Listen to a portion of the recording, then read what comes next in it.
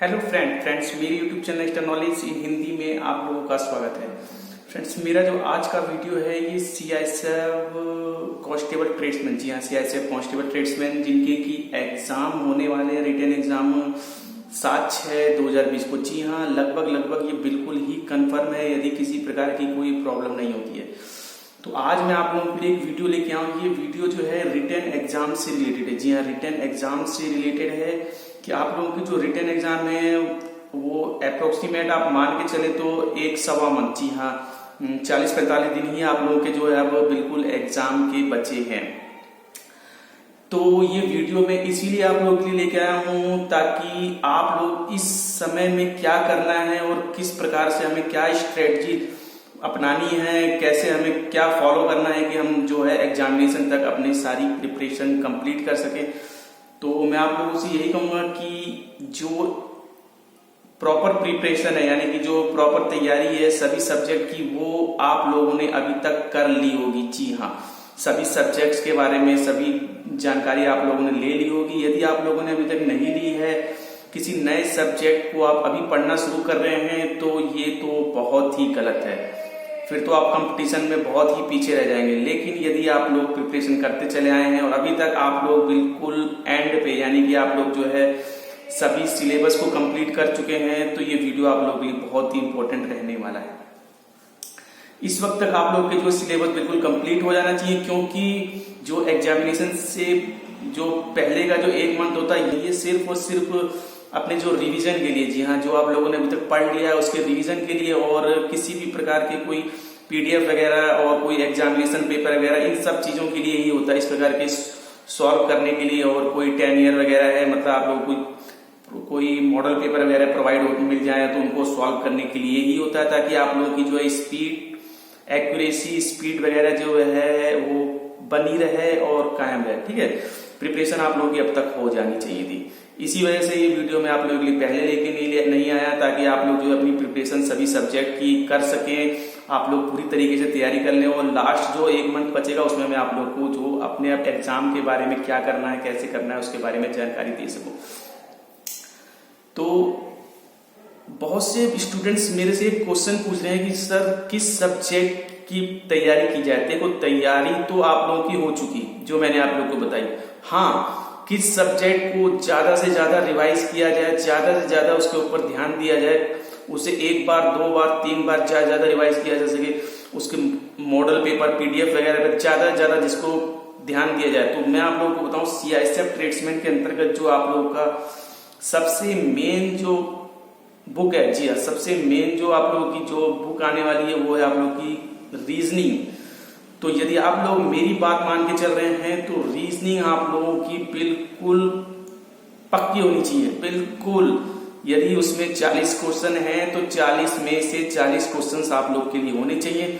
तो मैं अपनी तरफ से आप लोग को सजेस्ट करूंगा कि आप कुछ करें ना करें बट रीजनिंग आप लोगों को डेली करनी है। जी हाँ डेली आप लोग रीजनिंग करेंगे, जो भी आप लोग का टाइम बचा है आप लोग को डेली मॉर्निंग इवनिंग रीजनिंग जरूर करनी है। और सबसे बड़ी चीज मैं आप लोगों को बताऊं, जो मैंने आप लोगों को सिलेबस बताया अब आप लोगों को कुछ एक्स्ट्रा पढ़ने की कोई जरूरत नहीं है। ठीक है, आप लोगों ने जो पढ़ाई करनी थी वो कर ली, जो चैप्टर्स बताए गए हैं उन्हीं चैप्टर को आप लोग 100% कीजिए। चाहिए उन चैप्टर पे आप लोग पूरा फोकस कर दीजिए, वो चैप्टर आप लोगों से छूटने नहीं चाहिए क्योंकि सिलेबस वही है और उसी के अंदर से आप लोग क्वेश्चन आएंगे। रीजनिंग आप लोगों को डेली करनी है क्योंकि रीजनिंग में यदि आप लोगों ने 40 नंबर ले लिए तो आगे जो है आप लोगों की जो सक्सेस रेट काफी बढ़ जाएगा। आप लोग रीजनिंग को 100% कीजिए। इसके अलावा किसी एक सब्जेक्ट को भी आप लोगों को डेली रिवाइज करना है, मीन्स उस पर पूरी तरीके से फोकस करना है। यदि आप लोग की मैथ काफी अच्छी है तो आप लोग मैथ को फोकस कीजिए, हिंदी आप लोग की अच्छी है हिंदी कीजिए, इंग्लिश बहुत अच्छी है तो इंग्लिश को भी आप लोग डेली कीजिए। ठीक है, तो रीजनिंग तो आप लोगों को डेली करनी है, इसके अलावा किसी एक सब्जेक्ट को आप लोग डेली करेंगे। ठीक है, यदि आप लोगों ने 40 नंबर रीजनिंग में ले लिए और कोई दूसरा सब्जेक्ट जो आप लोग को बहुत ही अच्छा लगता है, जी हाँ जिसमें आप लोग की पकड़ बहुत अच्छी है, चाहे वो हिंदी हो मैथ हो, और यदि आप लोग उसमें भी 20 में से 20 नंबर या 20 में से 19 नंबर आ जाते हैं आप लोगों के, तो आप मान के चलिए 60 नंबर आप लोग जो है गेन कर चुके हैं। इसके बाद जो बचे 40 नंबर, यदि 40 नंबर में आप लोग तुक्का भी मारेंगे तो भी मैं आप लोगों से कह रहा हूं तुक्का तो नहीं मारेंगे, क्योंकि जो आप लोगों की आगे जीके है या फिर जो इंग्लिश या हिंदी जो भी पढ़ेगा उसमें से ऐसा नहीं है कि आप लोगों को कुछ नहीं आता होगा। उनमें से आप 12 क्वेश्चन 15 क्वेश्चन भी कर देते हैं तो आप लोग CISF tradesman written exam qualify कर चुके हैं। ठीक है, मेरा ये कहना नहीं है कि आप लोग किसी और सब्जेक्ट पे फोकस मत कीजिए, बट मेरा ये कहना है कि आप रीजनिंग डेली कीजिए। इसके अलावा जो दूसरा सब्जेक्ट आप लोगों को बहुत अच्छी तरीके से आता है उस सब्जेक्ट को भी आप साथ में लेके चलिए। इसके अलावा आप लोग जीके पढ़ते रहिए, क्योंकि जीके की कोई लिमिट नहीं है। मैं आप लोगों को बता दूं जीके की कोई लिमिट नहीं है, चाहे वो हिस्ट्री हो, ज्योग्राफी हो, पॉलिटिक्स हो, कोई भी हो, कोई लिमिट नहीं है। इंपॉर्टेंट क्वेश्चंस आप लोग पढ़ते रहिए, चाहे आप लोग लूसेंट की बुक से पढ़ रहे हो या फिर किसी भी बुक से पढ़ रहे हो। इंपॉर्टेंट क्वेश्चन जो पिछले प्रीवियस ईयर में आए हुए हैं उन क्वेश्चंस को पढ़ते रहिए, जैसे टाइम मिलता है आप लोग पढ़ते रहिए, लेकिन डेली रीजनिंग आप लोगों को करनी है। यदि रीजनिंग में आपने 40 में से 40 नंबर ले लिए तो मान के चलो कि आप सक्सेस रेट आप लोगों की बहुत हाई होने वाली है। तो यही एग्जाम जो इस वक्त की स्ट्रेटजी यही है। और इसके अलावा अगर आप लोग कुछ नया करना चाह रहे हैं, अगर आप लोगों ने अभी तक इंग्लिश शुरू नहीं करी, हिंदी पढ़नी शुरू नहीं करी है, तो ये तो बहुत ही मतलब आप लोगों की इसका मतलब प्रिपरेशन बहुत पीछे चल रही है, तो आप लोग तो रेस में बहुत पीछे हैं। फिर भी आप लोग तैयारी कीजिए, सब कुछ ठीक होगा। और इसके अलावा प्रिपरेशन आप लोगों को सभी करनी है, मैंने आप लोग बता दिया, आप लोगों से कंफ्यूज मत होइएगा। लेकिन डेली आप लोगों को रीजनिंग जरूर पढ़नी है। रीजनिंग के साथ साथ यदि हिंदी मजबूत है तो हिंदी आप लोग कीजिए, मैथ मजबूत हो तो मैथ मजबूत कीजिए डेली। इसके अलावा आप लोग टाइम मिलता है 2 दिन में, 3 दिन में, या फिर इवनिंग में कभी टाइम मिलता है, मॉर्निंग में आप लोग जीके पढ़ते रहिए। जीके पढ़ने में कोई बहुत बड़ी बात नहीं है, उसे आप लोगों को सिर्फ पढ़ना है। ठीक है, जीके आप लोग पढ़ सकते हैं, इंग्लिश है इंग्लिश पढ़ सकते हैं, हिंदी पढ़ सकते हैं, कोई दिक्कत नहीं है। सबसे नेक्स्ट जो है इंपॉर्टेंट चीज मैं आप लोग को बताऊं, एग्जाम की स्ट्रेटजी, यानी कि एग्जाम किस प्रकार से देना है, ये एक बहुत ही बड़ी बात है। ठीक है, ये चीजें आप लोगों को कोई बताएगा नहीं। तो एग्जाम सबसे पहले जैसे ही आप लोगों को बुकलेट मिलती है, जी हाँ, जैसे ही आप लोगों को सबसे पहले बुकलेट लेती है, मैं सबसे पहले आप लोगों को बताऊं, एग्जाम देने से पहले बिल्कुल टेंशन फ्री। ऐसा नहीं कि आप लोग गेट पे पहुंच गए हैं और किताबें पढ़ रहे हैं। ठीक है, ऐसा कुछ नहीं होना चाहिए, क्योंकि माइंड फ्रेश होना बहुत जरूरी है। यदि आप लोग माइंड फ्रेश है, मैं तो यहां तक कहूंगा यदि हो सके तो आप लोग एग्जाम देने से 1 दिन पहले कोई पिक्चर भी देख सकते हैं, कोई मूवी देख सकते हैं। ठीक है, उसमें कोई दिक्कत नहीं है, आप कुछ भूलेंगे नहीं। लेकिन जो बच्चे एग्जामिनेशन के गेट तक प्रिपरेशन करते रहते हैं, अंदर घुसते तक उन्हें लगता है कि कोई पेपर अंदर लेके जाऊं, पढ़ता रहूं, तो उससे क्या होता है, माइंड जो है आप लोग का बहुत ज्यादा टेंशन में होता है और उस तरीके से आप लोग परफॉर्मेंस नहीं दे पाते जो परफॉर्मेंस आप लोगों को देनी चाहिए। तो विदाउट टेंशन आप लोग जाएंगे। ठीक है, 3-4 घंटे पहले ही आप लोग पढ़ना लिखना सब कुछ छोड़ देंगे, बिल्कुल हंसते खेलते जाएंगे एग्जामिनेशन हॉल में। एग्जामिनेशन हॉल में जैसे ही आप लोग को पेपर मिलता है तो सबसे पहले आप लोगों को अपनी बुकलेट पढ़नी है पूरी अच्छी तरीके से। जी हाँ, बुकलेट अच्छी तरीके से पढ़नी है। ऊपर से उसमें क्या माइनस मार्किंग के ऊपर कुछ लिखा हुआ है या फिर कुछ एडिशनल कुछ ऐड नहीं किया गया, क्या कुछ ऐसा कुछ एक्स्ट्रा तो नहीं दिया। ठीक है, उसे आप लोग अच्छी तरीके से पढ़ लेंगे, क्योंकि उसका टाइम काउंट नहीं होता, वो आप लोग को टाइम से पहले ही मिल जाती है, 10 मिनट पहले, 15 मिनट पहले, ताकि आप लोग उस पर रोल नंबर लिख सके, नाम लिख सके। तो आप लोग उसे अच्छे से पढ़ लेंगे। पढ़ने के बाद जैसे ही आप लोग का एग्जाम स्टार्ट होता है, जी हाँ, आप लोगों को पता होना चाहिए OMR बेस से आप लोग का एग्जाम है। OMR बेस आप लोग का एग्जाम है, तो ब्लू पेन और ब्लैक पेन और पेंसिल वगैरह आप लोग लेके जाएंगे। ठीक है, क्योंकि मैथ के क्वेश्चंस और रीजनिंग के क्वेश्चंस सॉल्व करने होते हैं, तो उसमें किसी प्रकार की आपको कोई प्रॉब्लम ना हो। तो जैसे ही आप लोग बुकलेट ओपन करते हैं तो सबसे पहले जो मैं कह रहा हूं, जिसमें आप लोगों की पकड़ बहुत ही अच्छी है, बहुत ही अच्छी है, चाहे वो रीजनिंग हो, मैथ हो या हिंदी, आप लोग सबसे पहले उसे ओपन करेंगे। जी हाँ, ओपन करने के बाद आप लोग उसे सबसे पहले सॉल्व करेंगे, क्योंकि सबसे इजी क्वेश्चन यदि आप लोगों ने पहले स्टार्ट कर दिया और इजी चैप्टर जो इजी सब्जेक्ट है आप लोगों ने कर लिया, तो आप मान के चलिए कि रेस में आ जाएंगे बिल्कुल। 30, 40, 50 क्वेश्चन भी आप लोगों ने स्टार्टिंग में बिल्कुल इजी वाले कर लिए, तो आगे हार्ड क्वेश्चन करने में आप लोगों को किसी प्रकार की प्रॉब्लम नहीं आएगी, क्योंकि टाइम आप लोगों को बहुत ज्यादा मिलेगा फिर। ठीक है, तो जो क्वेश्चंस आप लोग को आते हैं, जो सब्जेक्ट आता हो, रीजनिंग हो या फिर वो आप लोग का हिंदी हो या फिर मैथ हो, आप लोग उसे पहले पूरी तरीके से करेंगे। इसके अलावा एक चीज मैं आप लोग को बता दूं, क्वेश्चंस आप लोग पढ़ रहे हैं, ठीक है, क्वेश्चंस कर रहे हैं, किसी भी क्वेश्चन में आप लोग ज्यादा टाइम वेस्ट नहीं करेंगे। इस चीज को आप लोग ध्यान रखिएगा, ये बात अपने माइंड में रखिएगा और मेरे को ध्यान कर लीजिएगा। ठीक है, कि सर ने बोला था किसी में ज्यादा टाइम वेस्ट नहीं करना है। अगर आप लोगों को लग रहा है कि ये मैं इसे 15 सेकंड में, 20 सेकंड में, 30 सेकंड के अंतर्गत, 35 सेकंड, 40 सेकंड के अंदर मैं इसे सॉल्व कर सकता हूं, उसे आप लोग कीजिए। लेकिन आप लोगों को लग रहा है 1 मिनट से 1.5 मिनट, क्योंकि ऐसा होता है, बातें किसी की कुछ ध्यान नहीं रहती। जब बंदा एग्जाम देने लगता है तो फिर वो अपनी धुन में चला जाता है। ठीक है, सॉल्व करता है तो करता चला जाता है कि यार मैं इसे कर लूंगा, बट करते करते ऐसा मौका आ जाता है कि वो उस पे उसे तुक्का ही मारना पड़ जाता है। तो यार मेरा ये कहना है, जब तुम्हें तुक्का ही मारना है तो मैं 40 सेकंड क्यों बर्बाद करूं? तुक्का तो मैं बिना देखे भी मार सकता हूं। जब मेरा लास्ट टाइम आएगा मैं किसी भी आंसर पे गोले गोले कर दूंगा, कौन सी मेरी माइनस मार्किंग है?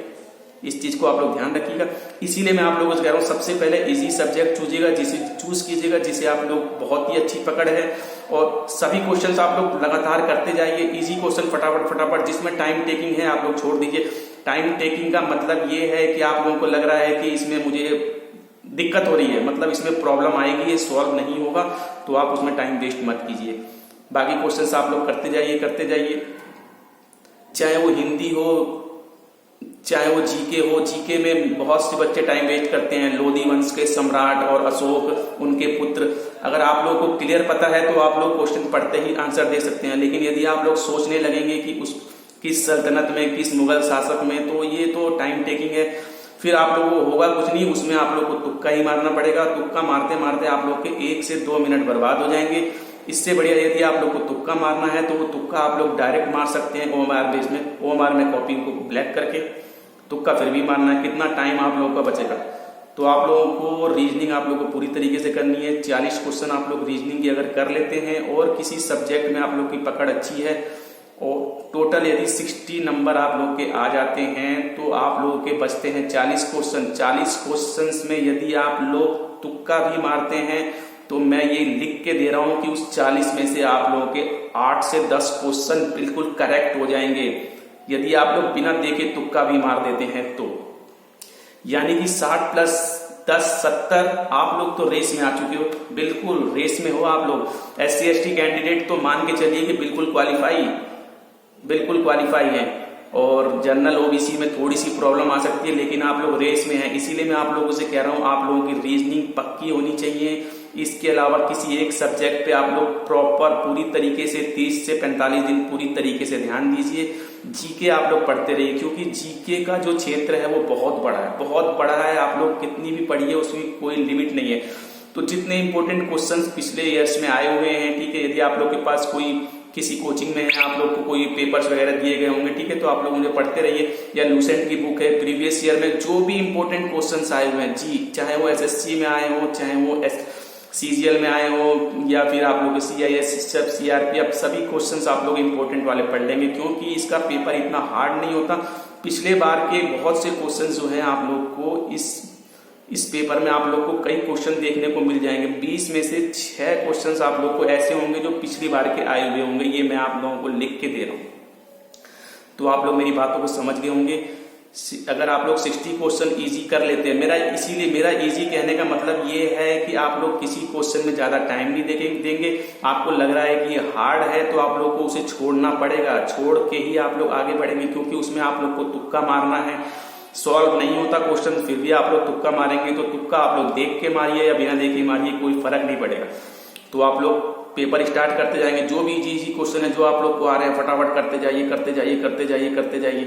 उसके बाद आप लोग के पास पूरा टाइम बचता है, तो आप लोग एक बार रिवाइज कीजिए, फिर जो क्वेश्चन रह गए उन्हें देखते हुए, उनके आंसर निकालते हुए उनके आंसर दीजिए। और यदि आप लोग के पास टाइम नहीं बचता तो डायरेक्ट आप लोग OMR शीट पे तुक्का मार दीजिए। तुक्का तो आप लोग को फिर भी मारना है। आप लोग मेरी बात को समझ रहे हैं, लेकिन डायरेक्ट तुक्का मारने में और बुक्स को पढ़ते हुए 1 मिनट 2 मिनट 10 मिनट बर्बाद करते हुए आप लोगों के कम से कम 20 से 30 मिनट बच सकते हैं। 20 से 30 मिनट बहुत बड़ी बात है। तो ये स्ट्रेटजी आप लोग अपनाएंगे, किसी भी क्वेश्चन में ज्यादा टाइम नहीं देंगे। आप लोगों को लग रहा है ये मैं सॉल्व कर सकता हूँ, 100% सॉल्व कर सकता हूँ, उसे करेंगे। यदि आप लोगों को पता है ये मैंने पढ़ा हुआ ये हो जाएगा, आप लोग करते जाइए, लेकिन किसी भी टाइम क्वेश्चन में आप लोग टाइम बर्बाद मत कीजिएगा। तो ये है आप लोग का एग्जाम की जो स्ट्रेटजी है। जाते जाते भी मैं आप लोगों से यही कहूंगा, रीजनिंग में पकड़ आप लोग बना लीजिए। रीजनिंग आप लोग डेली कीजिए। जो सिलेबस के चैप्टर है उन्हें छोड़िए मत, क्योंकि यही वो सब्जेक्ट है जो कि आप लोगों को क्वालिफाई कराएगा मेडिकल के लिए। जी हाँ, रीजनिंग ही ये सब्जेक्ट है। रीजनिंग वर्बल नॉन वर्बल में आप लोग के डायग्राम वाले क्वेश्चन बहुत ही इजी होते हैं, आप लोग कीजिए। ठीक है, हिंदी कीजिए, मैथ कीजिए। मैथ भी बहुत अच्छे हैं। मैथ भी आप लोग के 20 में से 7 से 8-9 क्वेश्चंस ऐसे होंगे कि आप लोगों को बहुत कुछ दिक्कत नहीं होने की। जी हाँ, कोई दिक्कत महसूस नहीं होगी। तो यदि आप लोग 60 क्वेश्चंस कर देते हैं तो मेरा ये कहने का मतलब है 40 क्वेश्चन जो थोड़े हार्ड हैं या फिर दूसरे सब्जेक्ट से हैं, तो आप लोग उनमें से भी अगर आप लोग करेंगे तो 10 से 12 क्वेश्चंस आप लोग उसमें से भी सॉल्व कर सकते हैं। तो किसी प्रकार की कोई दिक्कत नहीं। तो ये एग्जाम की स्ट्रेटजी है। बाकी आप लोग अपने माइंड से चलेंगे, जो आपका माइंड कहता है, जो आप लोग किसी कोचिंग में पढ़ते हैं या फिर आप लोग जैसा आपको समझ में आता है, ये मैंने आप लोगों को अपनी तरफ से बताया है। ठीक है, लेकिन जो मैंने बताया है वो बिल्कुल सही है, तो इस चीज को आप फॉलो कर सकते हैं, बाकी आपकी मर्जी है। तो फ्रेंड्स, कुल मिला के मैंने आप लोगों को एग्जामिनेशन के बारे में बता दिया है, क्योंकि एग्जाम आप लोग के आने वाले हैं। तो ये बहुत जरूरी था कि एग्जाम कैसे दें, किस चीज पे पूरा फोकस करें, ये बहुत जरूरी था। इस वजह से मैंने आप लोग को बताया। तो अभी मैं आप लोगों से विदा चाहूंगा। कुछ भी प्रॉब्लम आ रही है वीडियो के नीचे कमेंट बॉक्स में कमेंट करके मुझसे पूछिए, मैं आप लोग को पूरी जानकारी दूंगा। किसी प्रकार की कोई दिक्कत नहीं, कोई भी जानकारी आप लोग मेरे से ले सकते हैं। ठीक है फ्रेंड्स, तो मिलते हैं इसी प्रकार से नेक्स्ट वीडियो के टाइम। बट जाने से पहले मैं आप लोगों से यही कहूंगा, चैनल पर नए तो चैनल को सब्सक्राइब कर लीजिए, वीडियो को लाइक जरूर कीजिए और बेल आइकन वाले बटन को भी दबा लीजिएगा, ताकि इसी प्रकार के वीडियोस मैं आप लोग के लिए लाता रहूं। मैं आप लोगों के एग्जामिनेशन तक आप लोगों के लिए इस प्रकार के वीडियोस लाता रहूं। Okay friend, bye, thank you, see you next time.